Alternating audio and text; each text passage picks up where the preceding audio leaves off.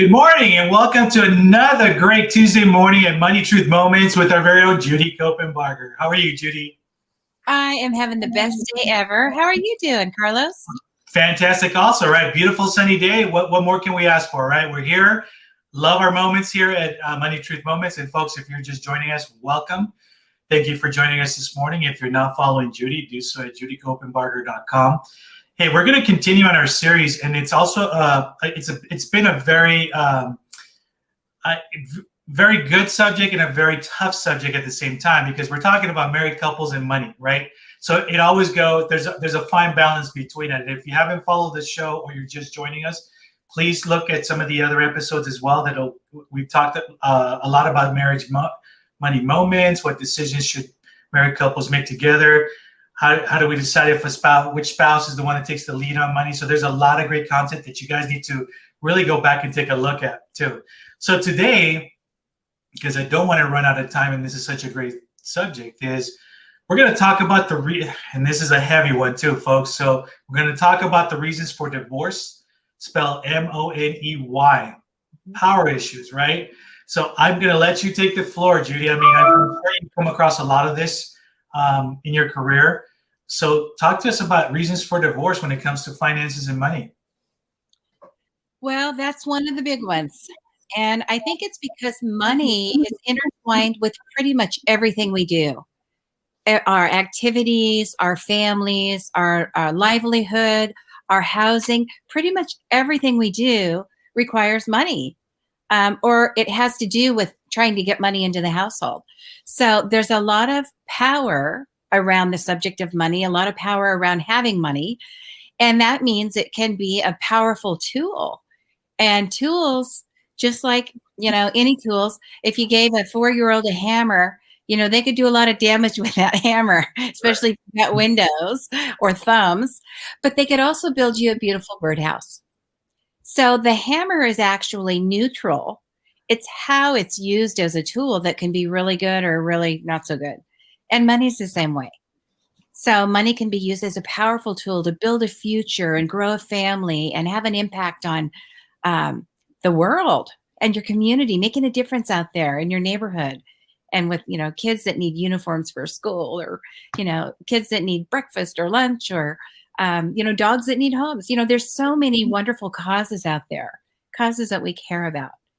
So money is a way to do a lot of good. It can also be used as a weapon and a way to manipulate people. And sometimes we see that in marriages. And when you look and, kind of do an x-ray of a marriage that failed, there are usually those two power plays that were at play in a failed marriage. And one of them is the way money was used against one spouse or the other. Well, I'm going to spend it before you do. Well, you're not making as much. Well, you're spending too much. All of those things, it comes down to money because it's just an easy conversation to have because it's in the middle of everything. And then the other one is sex and a sexual relationship. And that's another show. We're not going to talk about that here. Right. But those are the two things, the intimacy and the cash, are the two big ways that you have these powerful tools that can be used for total harmony or for total destruction. And money is one of those things. So part of my practice over the years in helping thousands of clients and their families and their businesses and their ministries has been to work through some of these power plays with money and try to take the manipulation out, make the tool something that's really valuable and forward moving for the couple, for the family, rather than something that can be used against them and destructive. Because it certainly can be powerful in either direction. So you mentioned also one of the key things that we come across, I think, when we're first starting out in marriage, right? We don't really know. You're kind of used to doing your own things, right? Mm-hmm. You have your own account. You're not really, you don't have anybody really to tell you how to spend your money, what to do. But now when you come together, it just creates, sometimes it works out right out of the gate and sometimes it doesn't. What are maybe some things that for young folks who are looking to get married that they should prep for to try to avoid some of these pitfalls right out of the gate? Yeah. Well, I think the most important thing is communication. You've got to talk about how you're feeling about everything, but particularly with money. And there are certain areas of money that we have, like attitudes that we bring into a marriage, or that maybe we brought to a marriage. Maybe it's a 10 or 20-year marriage, but you've never had the conversations. You just kind of steam, and then you're at the boiling point, and then it goes away, and then the boiling point, and it goes away. But it's conflict. Even if it's unsaid, it's conflict. So I think one of the most important things is to talk about it, to bring those out. And I'll give you a list of areas to have a conversation about if you're not sure what it is. Where does this tension come from? Well, chances are, if you're married to someone, you didn't grow up in the same household. Right? It's funny. I speak all over the country, and I used to joke about that and say, when I was down in the South, or, some places, I'd say, well, I got to be careful what I say in different parts of the country, but most people didn't grow up in the household of their spouse, right? You married somebody outside the family. Ha ha ha. So anyway, what's important about that is every family does money differently. And everyone has a different evolution about how they learn their attitudes about money. What was modeled for them in the home? Did they talk about money a lot or not at all? If there was a conversation about money, was it heated? Was it an argument? Or was it just like left unsaid and you have no idea? I still honestly have no idea when I was a kid who handled the checkbook. I have an idea who I think might have, but my dad was in business. My mom was a teacher, and I really don't know who paid the bills, how they got paid, if they were ahead, if they had a big savings. I have no idea. I have no clue about money in my house growing up. They didn't discuss it in front of us kids. And I think that's kind of a disservice. We went the other way with ours. We told them everything, good, bad, and ugly. Mhm. Here's what the bill is. Here's what this bill is. Here's how we do a house. Here's how we buy a car, all of that. So I wanted them to not learn on the streets. Fortunately, I didn't learn just on the streets. I went to college, and I have, a lot of credentials that helped me learn how to do all that. And it's been a blessing to help other people. But the point is, everybody grows up with a different way of doing money in their household. So you bring that in. So the short list of areas to have a conversation about money, we'll start with earning. What does it mean to earn money? Are we earning enough? Are we earning too much? Who earns it? He earns it. She earns it. The kids earn it. You need to have conversations about earning money. The next one is spending money. That's usually where the conflict comes in, because we don't always see what they're spending or what their values are. And we put money where our values are, right? Our money and time go there. So, well, you're spending too much. Well, you're golfing. Well, you're shopping, right? So who's really spending too much? That's a conversation. So how much should be spent? It might be a good idea, if you've never done it as a couple, to create a spending plan. Some people will call that a budget. And there's great apps for that. You can just get on your phone. Or if you're a spreadsheet person, we've got great spreadsheets that can help you do that. But have a spending plan so your expenses are agreed upon, not to the nickel or the penny. If one of you is kind of Nazi about that, it's going to drive the other one crazy from my experience. So just have a benchmark or a threshold, kind of a lane in which you stay for each expense. And then saving money. What does it mean to save? For one of you, if you have more than $27 in the bank, you're happy. And the other one feels like, no, we need to have several months, maybe lots of months of expenses saved up. If something happened, I want to make sure I have that security. And the level of security is going to be different. It's never identical when you're looking at a couple. So earning, spending, saving. Earning, spending, saving. I like that. Yep. And as we keep talking about this, also, I want to welcome folks that are just joining us. Thanks for being here this morning. If you're not following Judy, do so at judycopenbarger.com. We're going to talk about her website. We're going to talk about resources available. And it's actually going to lead me to another question that I'm going to put off for a little bit, just so we can tie that in as well too. But I want to touch on something it's somewhat related, because it affects kids, especially in divorce, right? But you mentioned the fact that sometimes, like when you grew up, you didn't know anything. Your parents kind of left you out of the loop with that. And same with me, right? And it's sometimes I kind of hear that more often than not, that you shouldn't involve kids in the process. They shouldn't know, like if you're having financial issues or whatever, they shouldn't be exposed to that. Talk to us a little bit more about that. Like you said for your kids, it was totally different, totally the opposite way. Tell us share with us some of that, because I think it's very important as well. Yeah, it is important. The biggest thing is communicate. Let your kids learn from your experiences so they don't have to make all the same mistakes when they grow up because they might. And if you can save them from that, why wouldn't you want to give them that shortcut? But I believe the opposite of, hiding it from your kids or don't share with them, good, bad, or ugly. You want to let them know when you spend money what it's like, good times and bad times. Mhm. It's like we're struggling right now. We don't have enough, for whatever. You want to make sure you do it carefully, though. You don't want to ever threaten their security, right? Or their sense um, of comfort, their sense of, I guess it's the security thing. It's like I'm secure in my home, my family. Even if you have to move, if you lose a house or you get kicked out of your apartment, whatever, it's okay. But you want to make sure they know we're going to be together. We're going to be okay. We're going to have a place. So you don't want to threaten that sense of security or confidence that they have, because that will carry through in their life too, right? But you should talk to them about regular bills that you pay. When you go to the grocery store to buy groceries or go out to eat or whatever, talk about what we're spending and what that means. I had to work 2 hours, be away from you for 2 hours to earn the money for this meal or for these groceries. And, start to give them a perspective of what it takes, where the money comes from, and how it translates in their life, particularly with spending, because that's something we do almost every day. We pay a bill or buy something almost every day. So it's easy to model that for kids and involve them in those conversations. But you want to let them know, when you buy, let's say you buy a new laptop or you buy a car, talk to them about it. And when people buy cars, sometimes they'll lease them. Sometimes they'll just go pay cash. Sometimes they'll take a payment and pay some interest over time. Talk to them about that and the expenses that come with the car. It's not like you buy a car and you park it and that's it. There's oil changes, there's maintenance. You got to put gas in it, or plug it in, right? Right. There are things that you need to do. You get a rock hits the windshield, you got to get a new windshield. It's a good opportunity to talk about insurance, right? Which most people have to have on their car too. So there's so many things that you can do, opportunities that you have when you're working with children, school age kids, or even young adults, to involve them so they can learn from you while they're growing up and not have money be a conversation that's a vacuum. I have to share with you some of the comments that we've heard because we've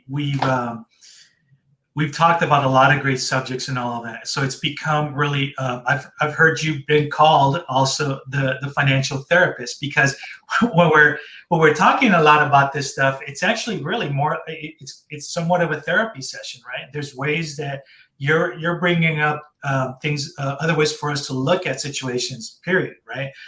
One of the key things you said also was that everyone is different, right? Everybody is different in how they grew up, how they handle money. There's not a cookie cutter way of doing things too, but there are some good wisdoms that you've shared with us and best practices, right? So we talked a little bit about the young couples looking to get married, some of the things that they should look for. Let's talk a little bit about those that are already been married for a while, right? This has been a struggle. This is the part where it's like teetering, whether they get divorced or not. What are some things that maybe that you've seen that could help some of those folks, take a step back and work on this? Yeah, yeah. Well, chances are, if you've been married for a while, you are not in total agreement. And if you agreed everything, 100% about everything, one of you is unnecessary. So why be married, right? So it's not going to be total agreement. There's going to be conflict. There's going to be adversity. There's going to be differences of opinion and different sore spots and different happy places because you're not the same. So I would say celebrate those differences, bring them together. And again, this is where communication comes in. Talk about it. What's really stressing you, honey? What's really bothering you about that? Well, I feel like we need more in savings. Okay, now we know it. We put our finger on it. Let's just work toward that. Or I feel like, we're just spending too much. Maybe we should be putting more away for later, or we should be maybe giving more, sharing more with the community and causes that we love. Maybe we could do that. Okay, well, let's just work toward it. So it doesn't have to be black and white. We're failing or we're succeeding. You can always move toward it. I think a spending plan in a particular, it's a moving, breathing thing. It's not like this one month and this the other month. And that's where you get that Nazi, controlled person. Lighten up. It's a work in progress and it's going to change. And you're probably never going to hit your mark to the penny. Let it go. let it go, right? Sure, So there you go. let it go, lighten up. So it's a work in progress. Now you can work toward having more savings or having more money earmarked for your goals, your midterm, long range goals. You can work toward that if you feel like insecure in the future. And it's kind of a generalization, but for most women, it's that security that they're looking for. They want to be secure in their home, secure in their future income, their future, all of that. Make sure their kids are okay. It kind of an overgeneralization because men care about those things too. But women, they just really want their nest, right? They're going to start a family or grow their family. They want their nest okay. And I don't want to, I don't want to think that we can't make our house payment because that's my nest, right? I want to make sure it's furnished and comfortable. For men, a lot of times it's about the longer term, the long range, the employment and the career. Overgeneralizing, of course, but that's usually a conversation that we have as a couple. One is more about security and one is more about growth. And so a good plan will manage all of that into an integrated plan where we have a clear vision, everybody's communicated, everybody can see where we're going, where all the dollars are allocated to achieve all those goals so everybody's needs are met. And that's something that you can do at home too, but you've got to have the conversation. You've got to talk about it. When you're talking about the roles, who's going to do the filing and who's going to haggle with the car dealer and who's going to be setting up all the banking accounts and the automatic payments for utilities, all those little things you have to do. Who's good at one thing? Who's good at another? So it doesn't have to be that one person is the financial person and the other one just kind of is along for the ride. Some marriages are that way, and that's fine. For others, they kind of split the tasks. But what I would encourage you to do, especially if you've been married 10, 15, 20 or more years, you've kind of done it the same way for a while, revisit it. Have a conversation and say, what skills do I have? What gifts have I learned at my job or developed over the years where I could really be good at that now and take it off of you and share those responsibilities? I think it's a great conversation to have. And sometimes these hidden gifts and talents come out. I didn't know I was good at that. I've never tried it. It's amazing. And what that does to unite a couple, to bring harmony to the couple, is just profound and wonderful to see. I love that. And I think it's actually a good segue also to talk about now some tools and more particularly things that are on your website, judycopenbarger.com. So talk to us about the website. Talk to us about some of these amazing, folks, I'm going to say it, free resources that are on your website. Share with us what's on there and what folks can benefit from that as well, too. We love free. And I'm at the point in my life, my career, my work, where I just really want to share what I've learned over the last 40 years or so with all these families and ministries and businesses. I want to share it with the world, and it's part of my legacy. So I'm happy to share some of this information and all the free stuff. So on judycopenbarger.com, the website, there are all kinds of articles there. There are videos there on every subject. How much should I give? Should I buy or lease a car? What's a bond? What's a stock? What kind of IRA should I be invested in? 401k, how do I know what a mutual fund is and am I paying too much? All this stuff, wills, trusts, all of that. So there's videos for all of that. They're free. You can go on YouTube as well. There's lots of videos on YouTube, just under my name. But all of that's there for you. There's also a special place that you can go if you'd like to. You can click and go to the Amazon site where we have a bestseller out there, Money, Truth, and Life. And you can get that book. You can read it on Kindle or order the real book. In fact, if you contact me, I'll sign one and send it to you. I love for people to have this information. Online, there's also a Money, Truth, and Life online mastery program, which is a course that I built for people to go to. And you can watch videos, courses, and classes on everything financial. Anything that has to do with small business or family finance, it's all there. And it's organized into the 5 pillars of finance. There's all the legal things, entities for business and trusts and powers of attorney and wills and things like that. How that works, taxes, right? Taxation is in there. Investments, what kind of investments, the economic background behind some of the investments, insurances. Should I have tort liability insurance? Should I have business insurance at work? What kind of car insurance should I have? Health insurance, Medicare insurance, life insurance, all of that is in there. So there is so much in this course about how to manage your money, how to grow it but protect it at the same time. It's amazing, and it's all right there for you at judycopenbarger.com. And it's the Money, Truth, and Life online mastery program. And I hope you'll visit. Right now we have it set so you can watch as many classes, as many courses as you want for 7 days without a subscription. So that's free. And we want you to go there. We want you to learn what you can. Maybe you've done life for a while, you've done money for a long time, but you might gain a new perspective, a new way of thinking about something financially that you're doing to get you to the next level and optimize your financial life. So that's all there for you. Enjoy, and I would love to hear your feedback. Awesome. You heard that, folks. So please, again, follow Judy at judycopenbarger.com. Take a look, take some time to look at all these amazing free resources, and I guarantee you won't be sorry. You're always going to learn something new, like we do every Tuesday morning here at 8 a.m. So Judy, so we talked about several topics before marriage, during marriage, and the inevitable is life happens. Sometimes things don't work out. People get divorced, right? Doesn't mean that life stops. Sometimes other folks, folks get remarried or, end up in different situations. So let's touch on that. What's the after look like? What are some things that we should be aware of once that's done? That's a great question, because there is a lot of mopping up that happens when there's a failed marriage or a dissolution of marriage. So one thing to think about is when you're married, let's say you have kids, you think about, life insurance for them, making sure that they're going to be raised okay, pay for college if you're not around or whatever.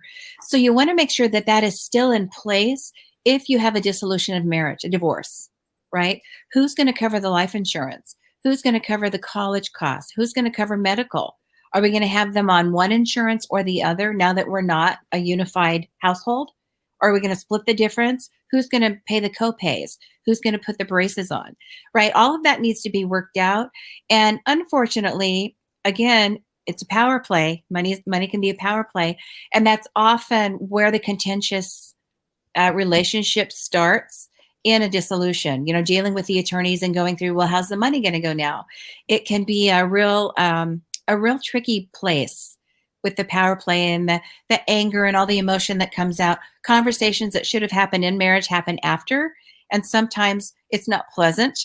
And money is kind of, the culprit, or the blame for all that. So you want to, if you have a dissolution, think about how the kids will be cared for if you've got, minor children still or young adult children. If you don't, let's say it's one of these, heaven forbid, marriages that's 20, 30, 40 years along, and then there's a divorce. I really don't understand that, but it happens a lot out there. And I would kind of like to be able to fix it before, but sometimes I get a couple or one of the divorcees after. And you got to really think about, how am I going to be cared for now? So at one point I had a spouse that would be my caregiver if I needed it, that would make sure that I had a good facility or a nurse, if I needed long-term illness, care down the road. Well, who's that caregiver going to be now? Am I willing to have my children do that for me? Or do I not want to burden them? Do I need to think about an outside source for that? Either plan extra savings, have some kind of an insurance in place. What's going to be my long-term care plan if I need it? And statistically, a lot of us are going to need it at some point. So that's worth thinking about. It might not be on, the top of mind for a lot of people because they're dealing with other issues. Mm-hmm. But what would that be like? And what's my housing going to be like? And now maybe we had a pension with one spouse that would have been for both, and now it's not. I might need to make new arrangements for my retirement savings plan because I was counting on a pension, or there was a big 401k, that we were going to share, and now we're not. What am I going to do? So those are some things that I would put on the short list to think about after a divorce. Yeah, and I appreciate that. It's a heavy subject, but we've talked about, beginning, middle, and also it's just the inevitable, right? And unfortunately, it does happen. As much as we don't want it to, it happens more often than not, it seems like, for whatever reason. It always sometimes extends around, for the most part, finances, right? And that's one of the things that you also said is communication is huge. And that's something we always got to take a look at too. So I appreciate you sharing that piece too. Folks, thank you for joining us. We appreciate you guys being here Tuesday mornings, Money Truth Moments. But guess what? We're at the end of the show, and it's our favorite time, which is...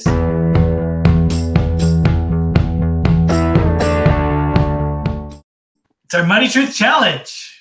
What have we got this week? All right, here's your challenge. So we're going to try to pull this marriage together and have this conversation. So we're going to take pen and paper and write down 3 things. And this would be a great exercise if you are married. You do it, he does it, he does it, she does it separately, and then come together with your notes. So the first thing is, number 1, how can we work together better? And you might come up with a couple things that have just, it's been that issue of tension that spins and spins. And here it is again, a couple years later, here it is again, here it is again. We still have tension around this, or we fight around this financial area. What is that? Let's bring it to the surface, pop the zit, right? Let's just get it up and down. So one simple, single doable thing, SSDT, simple, single doable thing, one thing. What's the one thing that we're going to do to work together better? Number 2, define the roles. We talked a little bit about how you have gifts, you have talents. Maybe you're good at organizing, you're good at preparing for taxes, going through the statements. You're good at dealing with the utility companies, dealing with the mortgage bankers, whatever. And one of you doesn't like to be on the phone doing that kind of thing. You have different skills, different talents. One of you is really good about calendar and to remember to update your driver's license, to update your passports, to resubscribe to your whatever your what's that radio when you're in the car and it's XM radio? XM or Sirius radio, either one. Yeah. One of those is like every year here comes the bill, and if you miss it, now you have no radio, right? So who's really good at calendaring all that stuff that you have to remember, paying the premiums on time and things like that? One of you might be really good at that. And if you're not the one doing it, why not? So just sit down, both of you, and define those roles. What gifts and skills do you have that you can be using better in the marriage?